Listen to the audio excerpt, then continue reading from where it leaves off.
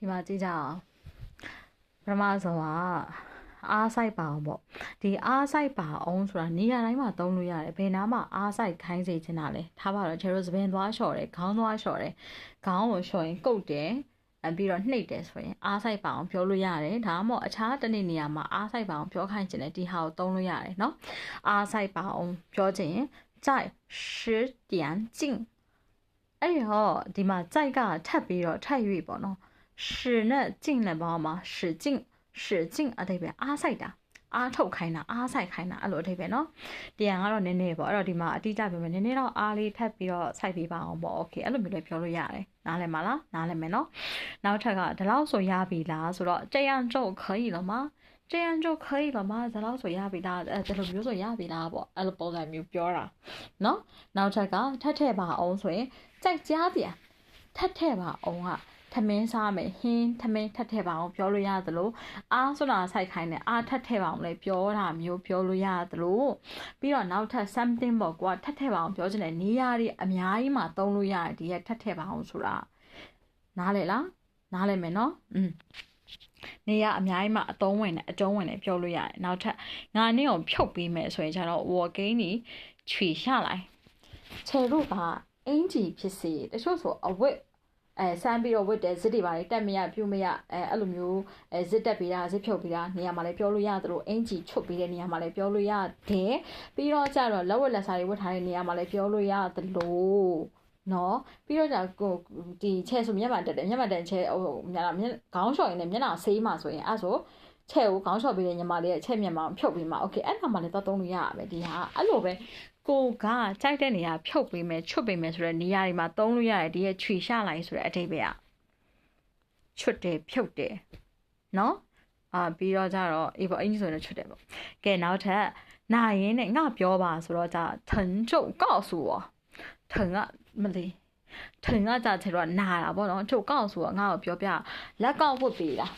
လက်ကောက်ခြေတော့ဝတ်လိုက်တယ်ကြောက်စင်လက်ကောက်ဝတ်လိုက်တယ်ပြန်ချွတ်မှာနည်းနည်းလူကဝါနေတော့ချွတ်နည်းနည်းခတ်တယ်နည်းနည်းစီလေးပါလေးဆွတ်ပြီးတော့ချွတ်ပေးမယ်ဆိုရင်ဝကိန်းနေချွေချလိုက်လဲပြောလို့ရတယ်ပြီးတော့ကြတော့နိုင်ငါပြောပါအနားမှာပြောလို့ရတယ်ထိန်ချိုကောက်ဆိုနိုင်ငါကိုပြောပါအဲ့လိုနိုင်မှာပြောလို့ရတယ်လို့ဒီရဲ့ဟာနိုင်ငါပြောပါအခြားနေရာလဲပြောလို့ရတယ်ကိုယ့်ရဲ့တငယ်ချင်းကတခုခုပေါ့ခိုင်းမိသွားလို့ဒူးလေးပြဲသွားလို့ဒါမှမဟုတ်လည်းတခုခုဖြစ်သွားလို့သူ့ချဲတော့အရက်ပြန်လောင်းပြီးမှအရက်ပြန်လောင်းပြီးတဲ့အချိန်မှာဟဲ့ငါအရက်ပြန်လောင်းတော့မယ်တော့နောက်လို့ရှင်ငါ့ကိုပြောအောင်โอเคအဲ့ဆိုထိန်တော့ကောက်ဆိုတော့အဲ့လိုနေရာတွေမှာလည်းဒီရဲ့နိုင်ငါပြောပါလေသုံးလို့ရတယ်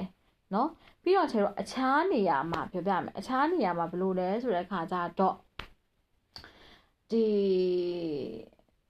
့ဒီလင်းမယားတွေချားပေါ့ကွယ်ထားပါပြင်အတွဲတွေအခုကတော့အဲ့ဟာထူးဆန်းတော့မဟုတ်တော့ဘူးเนาะဒီအတွဲတွေကမယူရသေးလေအတူတူ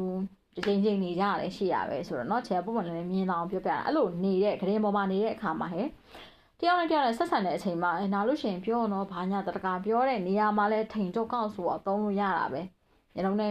တင်းကလေးရှင်းအောင်ပြောပြတာဟုတ်ပြီเนาะဟုတ်ပြီနောက်ထပ်ကငါအားမဆိုင်ရဲဘူးဆိုတော့我不敢使劲ကိုကနှိပ်ပြီးတယ်သူများ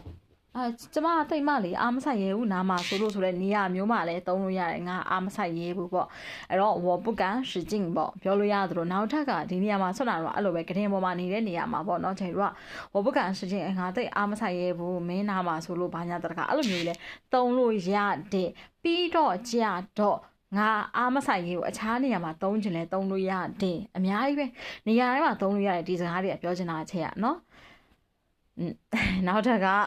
နင့်ကိုတဲ့စီများများလူးပေးမယ်ဆိုရင်ကြတော့ကိန်းနီတော့ချားပြန်ယုံကိန်းနီနင့်ကိုလုပ်ပေးမှာတော့ချားပြန်ယုံချားကြတော့တုတ်လိမ့်ပေးတယ်ဆိုတဲ့ပုံစံမျိုးလူးပေးတာပေါ့ဒီတိုင်းရောဝကြစီပေါ့နော်ဟုတ်လားလက်ကောက်ချွတ်တယ်ဆိုချင်တော့လက်ကောက်ကြောက်စိမ့်လက်ကောက်တည်းကစီလူးပြီးမှချွတ်လို့ရတာတချို့ဝါးတဲ့လူတွေဆိုလို့ရှိရင်အဲ့လိုမျိုးဆိုရင်ချင်တော့စီလူးပေးရတယ်နော်အခြားနေရာမှာနင်တို့စီလူးလို့ရှင်းလို့ဘာလူးချင်တာလို့ဒါသုံးလို့ရတယ်နောက်ထပ်ဒီလိုဆိုတွန်းလို့ကောင်းတယ်ဆိုတော့ကြက်ရန်ကျုပ်ဟောက်ထွေးဆိုတော့ကြောက်စိမ့်လက်ကဝတ်တဲ့နေရာမှာစီလေးလူးလိုက်တော့ချေတော့ချွတ်ရတာတွန်းပြီးတော့ချွတ်ရတာကောင်းသွားတာပေါ့အဲ့လိုမျိုးတွေလည်းသုံးလို့ရတယ်เนาะနောက်ထပ်ကနှိပ်တဲ့နေရာမှာခြေတို့ကဒီကြောတွေပါနှိပ်မှချို့ဆိုတွန်းပြီးတော့နှိပ်ရတာအသားကိုတွန်းနှိပ်ရဆိုတော့အဲ့ဆိုခြေတို့အဲ့လိုစီလို့တော့တွန်းလို့ကောင်းသွားတာပေါ့အဲ့လိုမျိုးလည်းသုံးလို့ရတာပဲเนาะနောက်ထပ်စိတ်ကိုလွတ်ထားပါဆိုတော့ကြတော့放松心သို့မဟုတ်先放松ပြောလိုက်ရတယ်ဒီလား အဲ့ဆိုစိတ်ကိုလွတ်ထားလိုက်စိတ်ကို relax ပြီးမှစိတ်ကိုလွတ်ထားပြီးမှကွာအဲ့လိုမျိုးနေပေါ့နော်အဲ့လိုပုံစံမျိုးပြောတာနားလေလားနားလေမယ်နော် okay